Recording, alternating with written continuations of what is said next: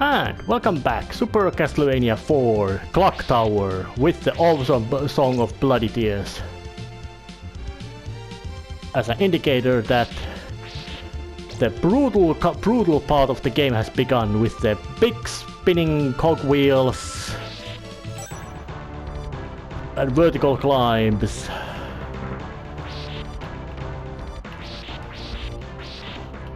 There is no reason. The game does not any hold back that the clock tower is a dangerous location, even without massive hordes of enemies trying to, well, usually being way better at smacking you into the death instead of fighting you. And of course, because of its Castlevania clock tower, it was already at the first Castlevania. And if I remember right, it was actually the final stage, and similar phases also. Well, there was clock tower in Castlevania 3, and then there was also some extra pieces of clock tower as well in the Castlevania 3 at the final stage. Some, not that certain, but I do remember that it did have one specific stage of clock tower.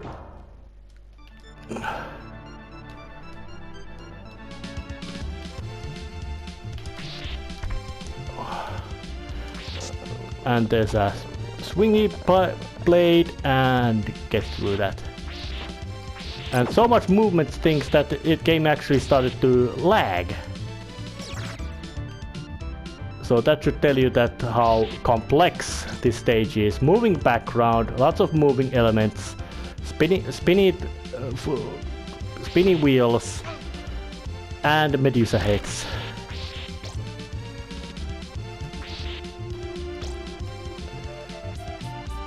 All of them more or less being a summary of all the unpleasant things that Castlevania stages can often have. And often have and can have. And of course that little phase was quite difficult. Not gonna get the dagger because it's just a downgrade from the big spiky thing, and that was luckily that kind of phase that way more intimidating looking than actually being intimidating. Although I'm not saying that was particularly easy sequence. But use of the boomerang to make you to solve the little bit of a problem caused by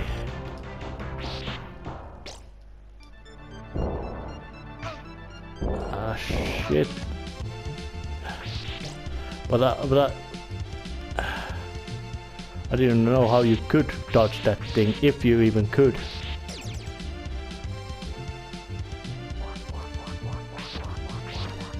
But luckily, because stage is vertical, there is not that much, you could say, risk of enemies respawning once you get bumped back. In some other games of this era, that was very severe danger, very real and severe danger.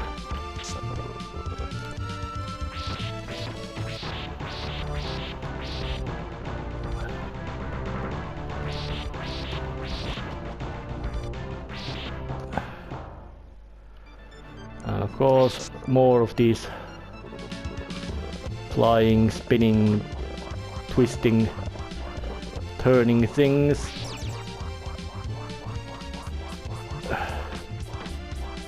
It is more prudent to just take my time and smack those things out of existence while they're at it. Oops, and got here as well. And no, you don't get death if you keep holding from the spike, even if it would go down to the unseen part of the screen. But if you would of course let go while you're at the invisible phase, that would be instantaneous death. Oh! That was almost instantaneous death. But thanks to the spinny whip, these enemies ambushing me from above aren't that dangerous peril. Yes, they are dangerous peril. No, do not know.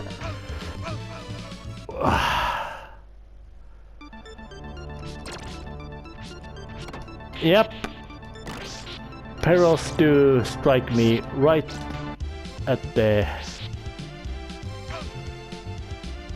Oh, but at least they've made directed so that you don't always get the enemies do various amounts of damage instead of everybody doing the same.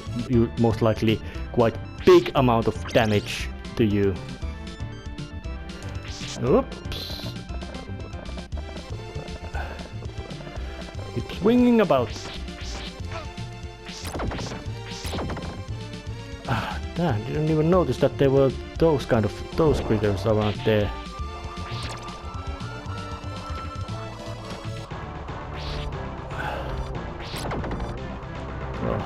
Trying to get up, and now if I die again on this climb, I'm gonna cut away my return, because this area is not that friendly level regarding the difficulty. And of course the fact that I've lost my... Well, I haven't lost it. I merely got a little bit of a downgrade to...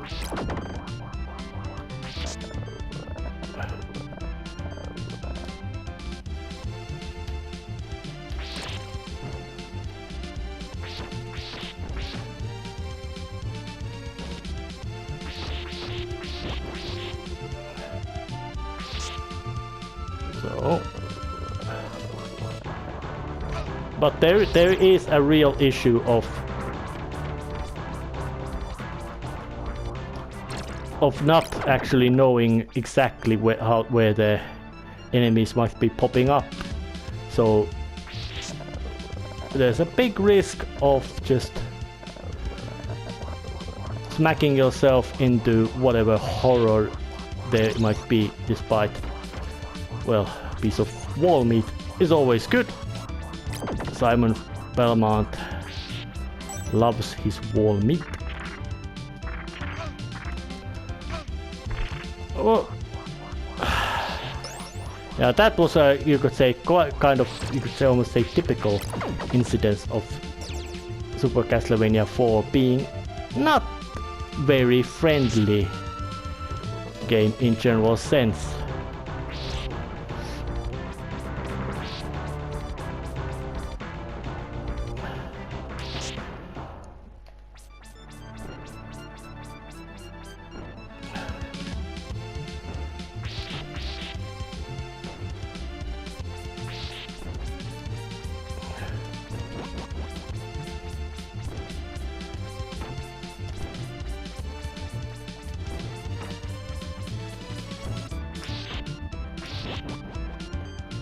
Oh god, now I got rid of that thing.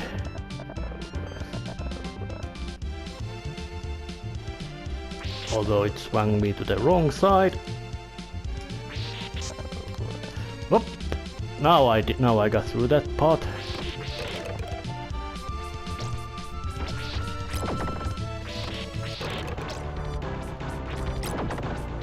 And a piece of tasty wall meat.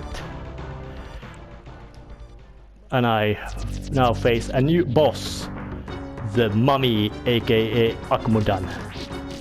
But I am quite well equipped to deal with him by avoiding being... because the clock tower's roof, despite being quite high, gives me a bit of a chance, does not have actually quite a lot of space for me to just get busy, and well, now he goes down, spirit broken, wraps break, he is dead. And Simon's looking awesome in that jump. So, Clock Tower. Iconic stage, great music, not that easy. and appearing to the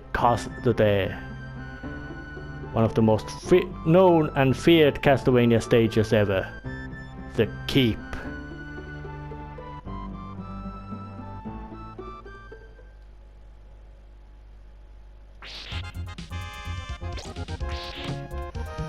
And introducing new enemies, aka Yoriks. And once again, a redone version of old music, aka the Vampire Killer theme of the first stage of first Castlevania.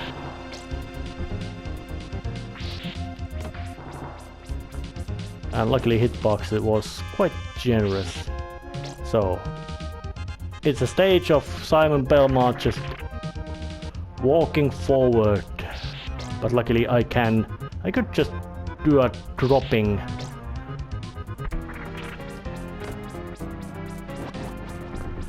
down to the stage, but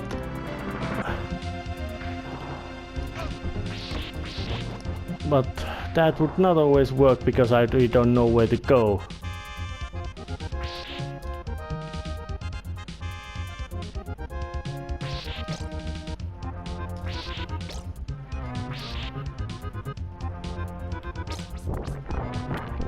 Once again, a collapsing bridge, chased by bats.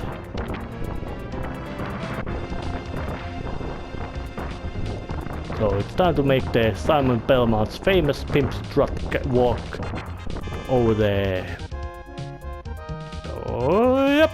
And that was a sequence that just keep walking, don't stop for anything, and there will be no problem at all.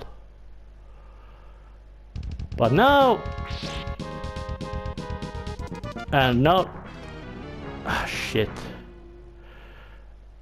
Got no time to talk because of that thing will start to chase you real fast and brutal.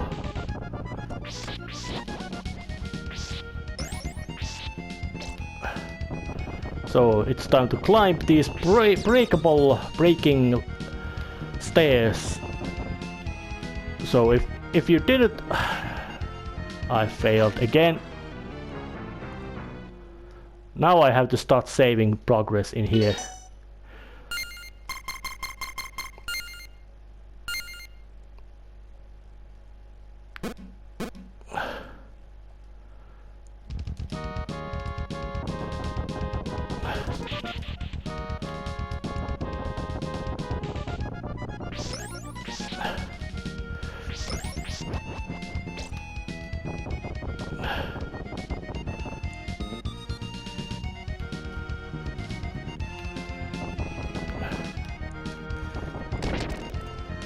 And just to make it more difficult, there'll be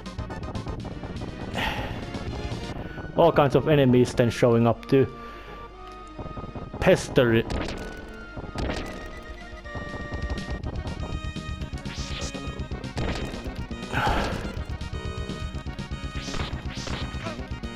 Ah, shit.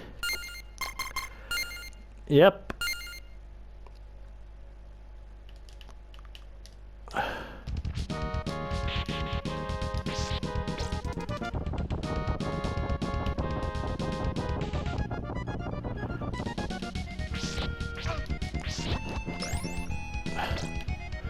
So, this phase is not easy.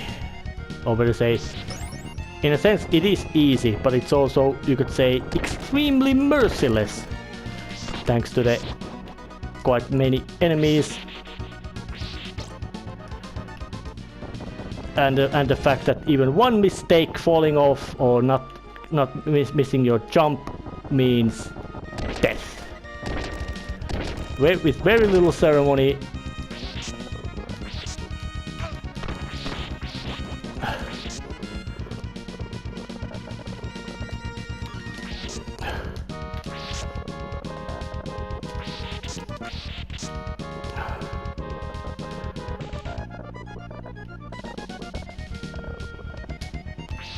Got through that.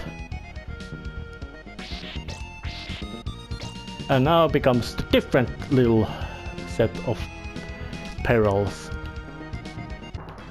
And those spikes hurt sideways as well.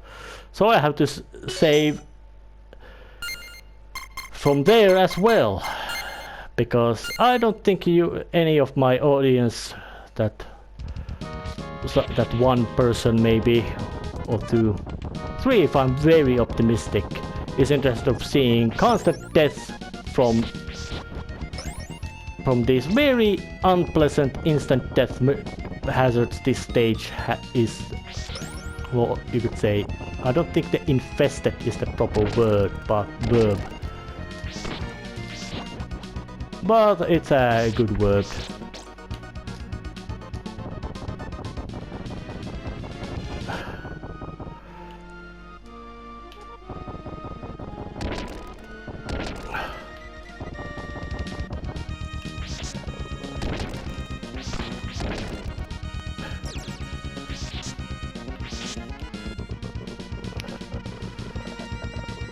Right, be swinging and oops, now I got there.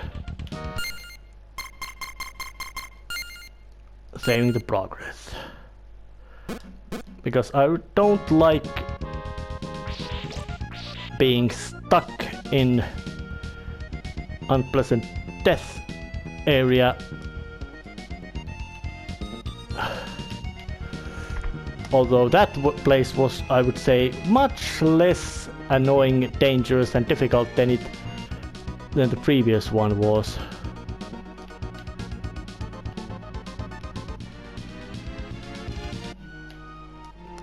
And more of this kind of little avoid the death, avoid the spike.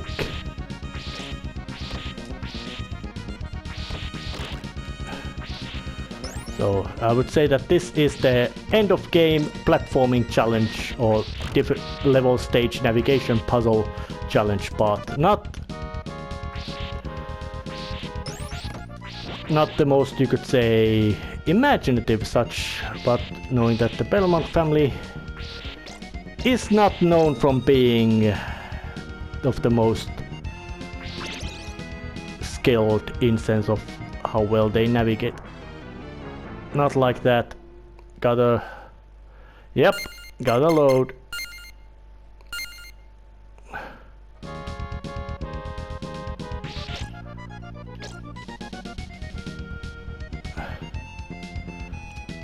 This was the, you could say, the easy phase. But once I get through this,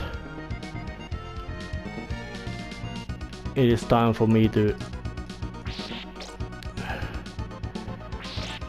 get forward as well. So it's not just the fact that even a single mistake in where you are basically forced to act very much blind will cause death.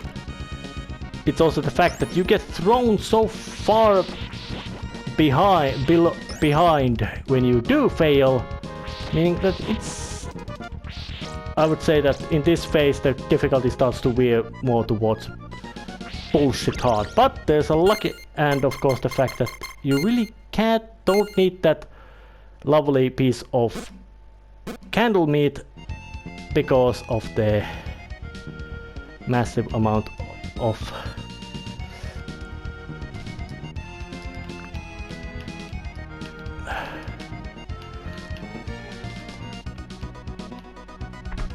but now I got through that little very difficult part.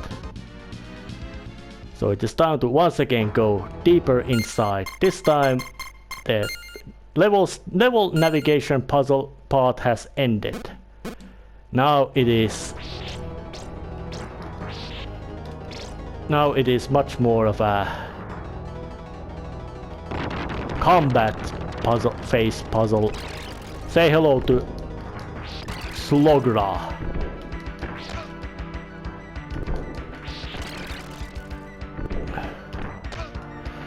Slogra is the bizarre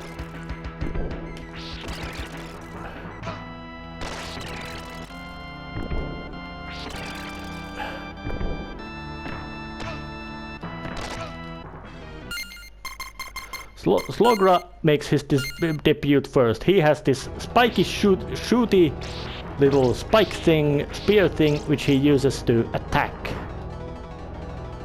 But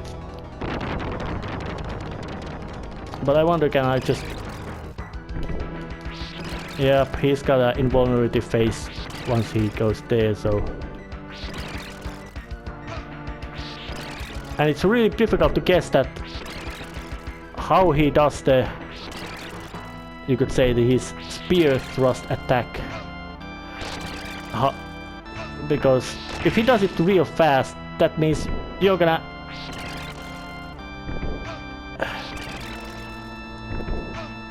Yep, he's got that really annoying thing that once he goes down, yep, he's gonna do the real fast spinny attack problem at you. Stab you right there. Yep. And of course, if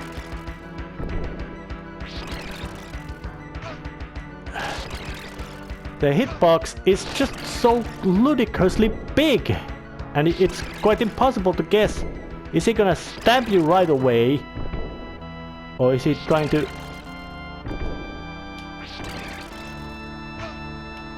Yeah, it's...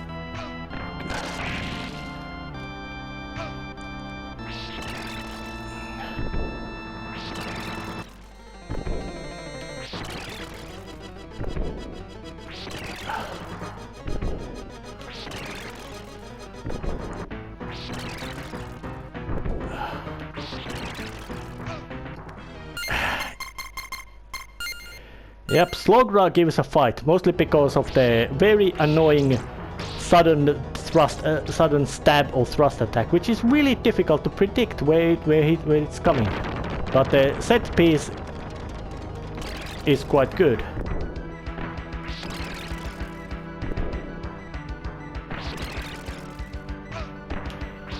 Oh yeah. Does he now do the quick... Yep, he now does the quick stab. It's like... Yeah, the hitbox is just so ludicrously big. And the fact that he does that. He's got invulnerability frames way more than Simon does. So you're gonna see a lot of attempts.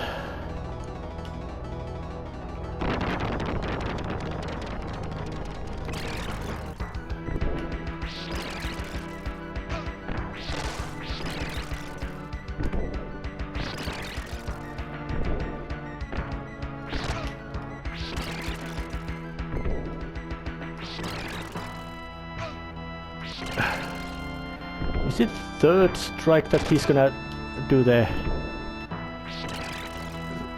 quick stab right away, or is it... Does it happen randomly? Let's see. 3...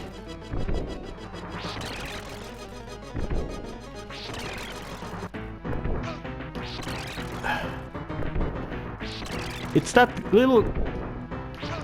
It's that real fast thrust attack, poking attack he does, which is the one which kills you when you try to run away. Especially if he does it twice in a row, he's gonna catch you. Simon doesn't know any dash, and I don't have any smacking projectile weapon to cause him.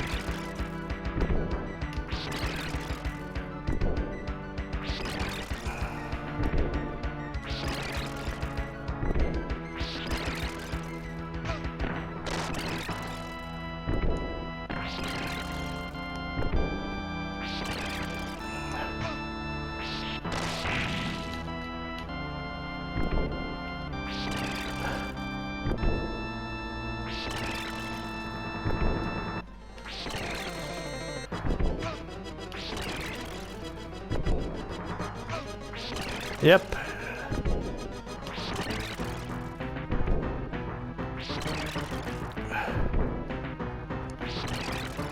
Two stabs in a row, and he's gonna destroy you, but luckily I got him now beaten. But... And the game is merciful enough to give some pieces of lovely candle meat. So it's once again time to save, because I really don't want to keep running back to whatever unpleasantness around here. So a couple of rings and a new boss. This time another staple would appear, at least to me. He would make his debut appearance in the Symphony of the Night, but it actually came right here. Slogra's best friend, or often tag teaming with him, Gaibon. A vicious, big, ugly flying demon. Well, I don't know about big and vicious, but he's a flying demon, capable of causing quite much severe damage.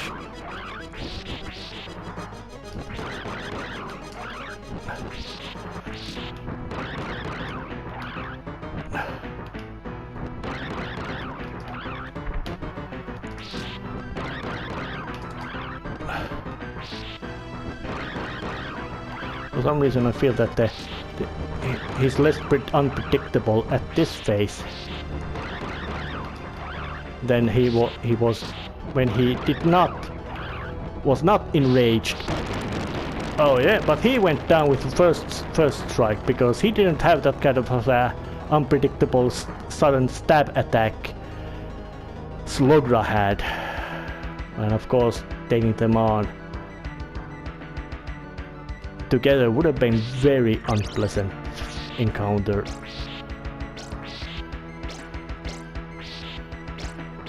So still having to save. Now there wasn't that much mercy about what you're gonna get, because now comes the second to last boss, Death. And he's got a quite dramatic entrance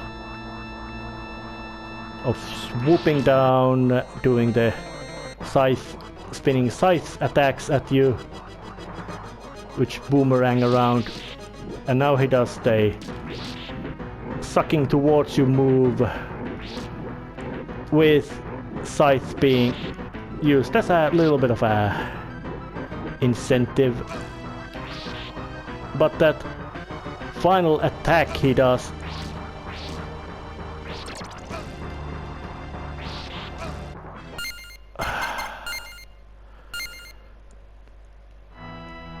yep, he's quite dangerous. Mostly because he is quite maneuverable.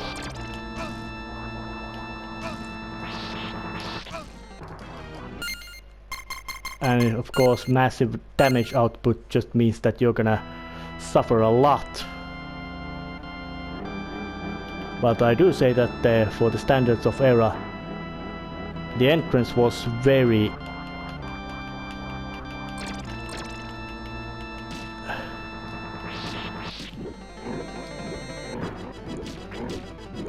looks like I can use the whip spin move to cause him some,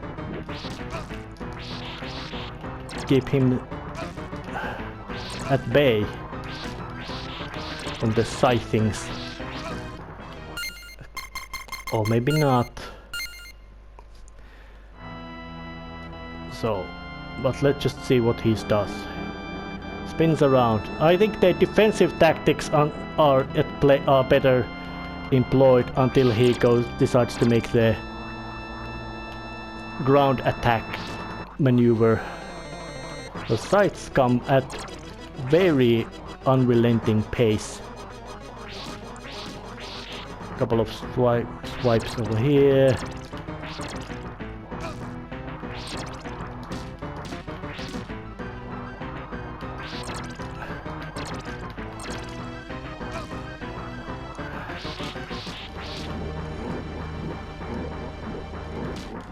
And I do say that his visual design with the transparency effect is very impressive for the era.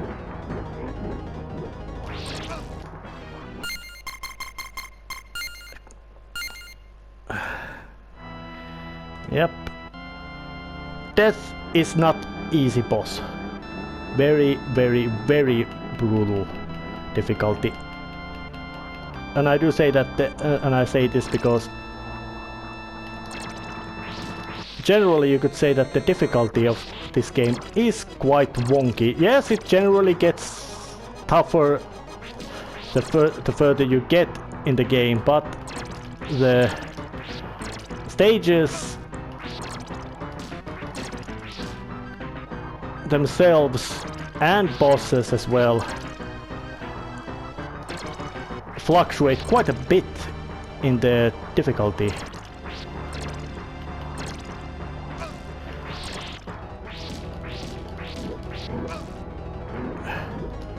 Because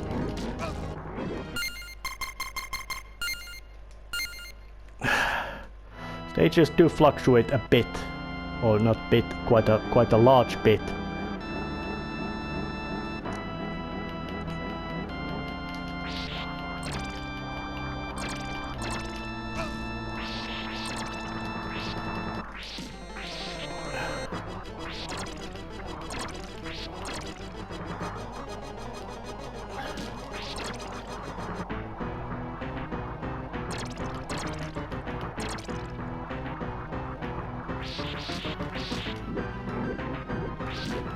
And it's also quite difficult to actually predict where the hitboxes are, or guess, or say, or know.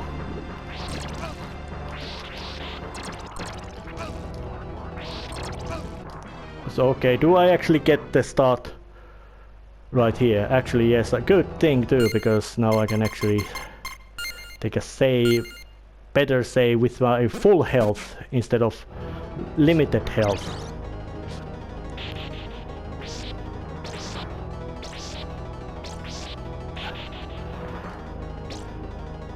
And try again. Yep, I know, dozens and dozens and dozens of attempts to just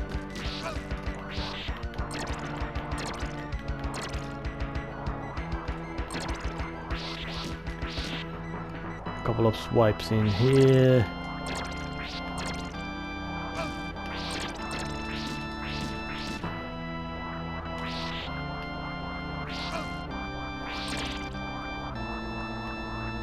And for some reason I feel that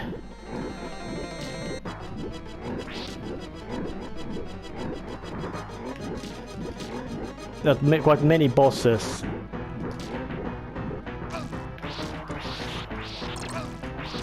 are very heavily rely on the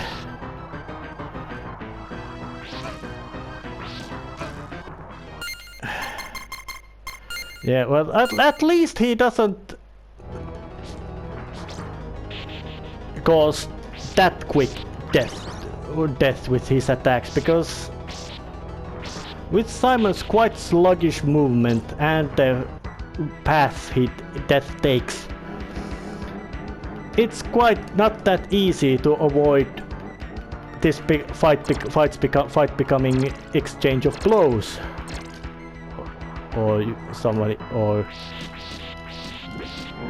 with less eloquently wording, slugfests.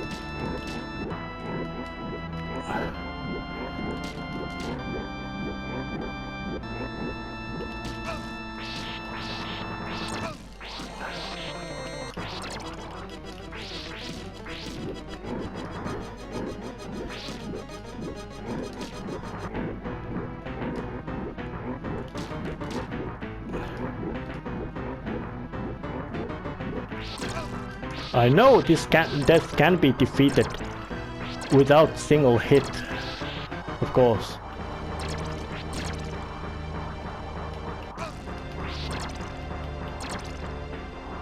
And I wonder, is there some sort of random number generator about how he does how he goes to the do the low tackles Because that time he was up there for quite long time bombarding the sites. Even though they can be swiped out with a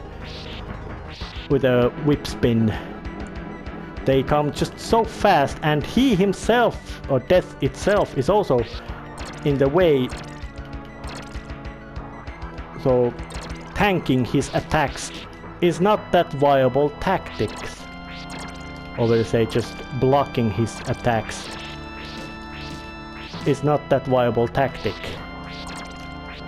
I'm quite certain that it is not just purely pattern based. It really is not just pure pattern, because now he's doing a lot of these swipes down, which of course, knowing that are not that, because so far I've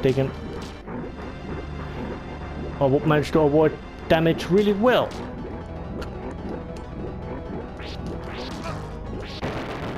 Now he went down.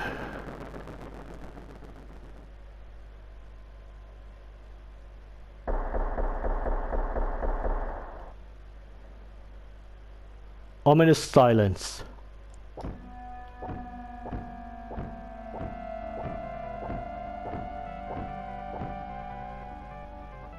Well, there's only one way forward, and that path leads to Castle Keep, as it has been, to the front of the stairs. But that will happen next time. Yeah, I'm stalling the ending of this series just because I'm an asshole. See ya then. See ya.